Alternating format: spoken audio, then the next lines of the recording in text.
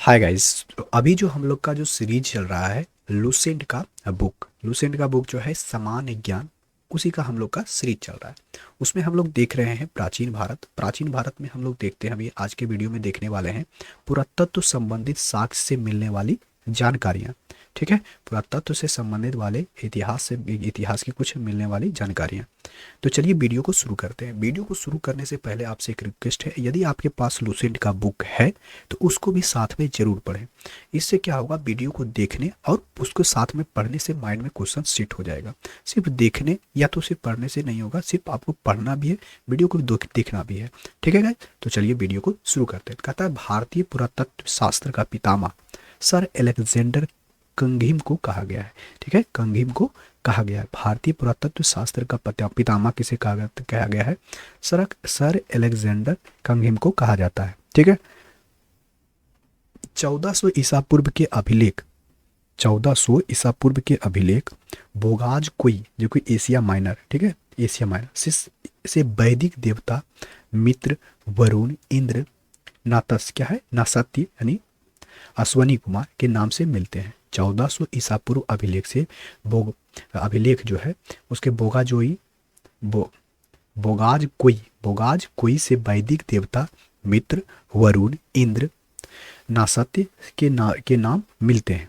मध्य भारत में भाग भागवत धर्म विकसित होने का प्रमाण यवन राजदूत होलियोटो होलियोडोरस के बेस नगर गुरुड़ स्तंभ लेख से हमें प्राप्त होता है। मध्य भारत में भागवत धर्म विकसित होने का प्रमाण यवन राजदूत होलियोडोरस के वेश नगर गरुड़ स्तंभ से प्राप्त होता है। सर्वप्रथम भारतवर्ष का जिक्र हाथी गुफा अभिलेख में, देखिए क्वेश्चन बहुत इंपॉर्टेंट है। सर्वप्रथम भारतवर्ष का जिक्र जो हुआ है हाथी गुफा अभिलेख में है। ठीक है, सर्वप्रथम द्विभिद क्या है, द्विभिच्छिद्र की जानकारियां देने वाला अभिलेख सोहरा अभिलेख है। इस अभिलेख में संकट काल में उपयोग हेतु खाद्यान्न सुरक्षा रखने का उल्लेख मिलता है। देखिए, इससे हमें कुछ इतिहास की जानकारियां मिल रही है। किससे? तो हमें पुरातात्विक शास्त्र मतलब पुरातत्व शास्त्र से भी हमें कुछ जानकारियां मिलती है। ठीक है, पुरातत्व से संबंधित कुछ साक्ष्य, उसके जो साक्ष्य हैं उससे भी हमें इतिहास की कुछ जानकारियां मिलती है। कहता है सर्वप्रथम भारत पर होने वाला हुन आक्रमण की जानकारियां भीतरी स्तंभ लेख से मिलता है। देखिए, इसके बारे में एक डिटेल में पढ़ेंगे, इसी बुक में पढ़ेंगे, लेकिन यहाँ पर क्या है कि जो हमें साक्ष्य मिला है उससे हमें इतिहास की क्या क्या जानकारियां मिलती है वो हम लोग देख रहे हैं। कहता है सती प्रथा का पहला लिखित साक्ष्य एरन अभिलेख से प्राप्त होता है। देखिए, सती प्रथा का प्रथम लिखित साक्ष्य जो है एरन अभिलेख से मिलता है। शासक भानुगुप्त। कहता है सतवाहन राजाओं का पूरा इतिहास जो है उनके अभिलेखों के आधार पर लिखा गया है। सतवाहन राजाओं का पूरा इतिहास उसके अभिलेखों के आधार पर लिखा गया है। रेशम बुनकर की श्रेणी में की जानकारी मंदसौर अभिलेख से प्राप्त होता है। रेशम बुनकर की श्रेणियों की जानकारी मंदसौर अभिलेख से प्राप्त होता है। काश्मीरी नवपाषाणी पुरास्थल बुर्ज होम से गर्तावास गड्ढा घर का साक्ष्य मिलता है।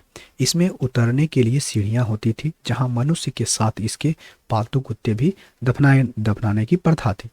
कहता है प्राचीनतम सिक्के का आहत सिक्के भी कहा जाता है। देखिए, प्राचीनतम सिक्के को आहत सिक्के भी कहा जाता है। इसी को साहित्य में कासापर्ण कहा जाता है। सर्वप्रथम सिक्कों पर लेख लिखने का कार्य यवन शासकों ने किया। देखिए, सर्वप्रथम सिक्कों पर लिखने का लेख का किसी यवन शासकों के शासकों ने किया। कुछ महत्वपूर्ण अभिलेख हैं उसके बारे में बता देते हैं। तो अभिलेख इधर है और उसके संबंधित शासक कौन सा है? ठीक है, हाथी गुफा अभिलेख, ठीक है, तिथि रहित अभिलेख है जो कि कलिंग के राजा खारवेल, ठीक है, कलिंग के राजा खारवेल जो शासक थे। ठीक है, हाथी गुफा अभिलेख तिथि रहित है जो कि कलिंग के राजा खारवेल। जूनागढ़ अभिलेख जिसको गिरनार भी कहा जाता है, जूनागढ़ अभिलेख रुद्रदमन। ठीक है, नासिक अभिलेख गौतमी बलश्री। नासिक अभिलेख जो है क्या, गौतमी बलश्री है। प्रयाग स्तंभ लेख समुद्रगुप्त है। एलोह अभिलेख पुलकेशिन द्वितीय है। मंदसौर अभिलेख मालवा नरेश यशोवर्धन। ठीक है, मंदसौर अभिलेख जो है मालवा नरेश यशोवर्धन है। फिर है ग्वालियर अभिलेख, यह है प्रतिहार नरेश भोज का है। ठीक है। ग्वालियर अभिलेख प्रतिहार नरेश भोजकर से उससे संबंधित शासक है। भीतरी एवं जूनागढ़ अभिलेख सकंदगुप्त है। भीतरी एवं जूनागढ़ अभिलेख सकंदगुप्त है। देवपाड़ा अभिलेख बंगाल के शासक विजय सेन का है। ठीक है। अभिलेखों का अध्ययन क्या कहलाता है? देखिए क्वेश्चन बहुत ही इंपॉर्टेंट है। अभिलेखों को अध्ययन क्या कहलाता है? एपिग्राफ कहलाता है। अभिलेखों का अध्ययन एपिग्राफ कहलाता है।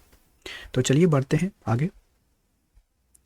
कहता है समुद्रगुप्त की बीना बजाते। देखिए ये वाला भी पढ़ेंगे, लेकिन हमें क्या है कि हमें कुछ प्राचीनतम जो है पुरातत्व संबंधित साक्ष्य जो मिला उससे भी हमें कुछ जानकारियां मिली है इतिहास की, उससे बारे में देख रहे हैं। लेकिन इसके बारे में समुद्रगुप्त के बारे में भी एक डिटेल वीडियो बनाएंगे, वहां पर हम लोग पढ़ेंगे। ठीक है। समुद्रगुप्त की बीना बजाती हुई मुद्रा वाली सिक्के से हमें संगीत प्रेमी होने का प्रमाण मिलता है। समुद्रगुप्त की बीना बजाती हुई मुद्रा वाले सिक्के उसके संगीत प्रेमी होने का प्रमाण मिलता है। अरिक मेटू पांडिचेरी के निकट है। इसे रोमन सिक्के प्राप्त हुए हैं। ठीक है। अरिक मेटू से रोमन सिक्के प्राप्त हुए हैं। कहता है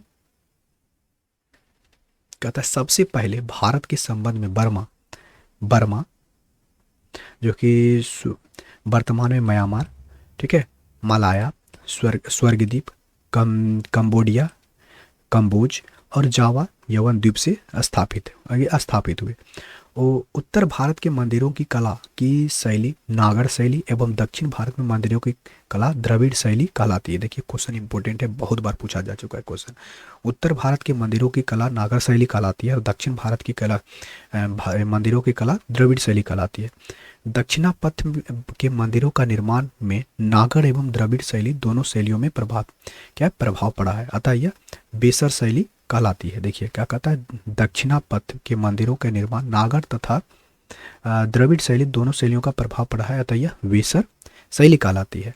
कहता है पंचायतन शब्द मंदिर रचना शैली से संबंधित है। देखिए पंचायतन शब्द जो है, देखिए पंचायतन जो शब्द है मंदिर रचना शैली से संबंधित है। यह हिंदू मंदिर तथा तब पंचायतन शैली कहलाता है।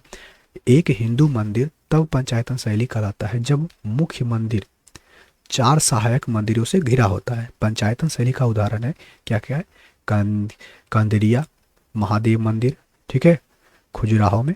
कहता है ब्रह्मेश्वर मंदिर जो भुवनेश्वर में है, लक्ष्मण मंदिर जो कि खजुराहो में है, लिंगराज मंदिर जो कि भुवनेश्वर में है, दशावतार मंदिर जो देवगढ़ उत्तर प्रदेश में है, फिर है गोडेश्वर मंदिर जो कि महाराष्ट्र में है। तो इस तरह के आज का ये वीडियो क्या हो गया, समाप्त हो गया।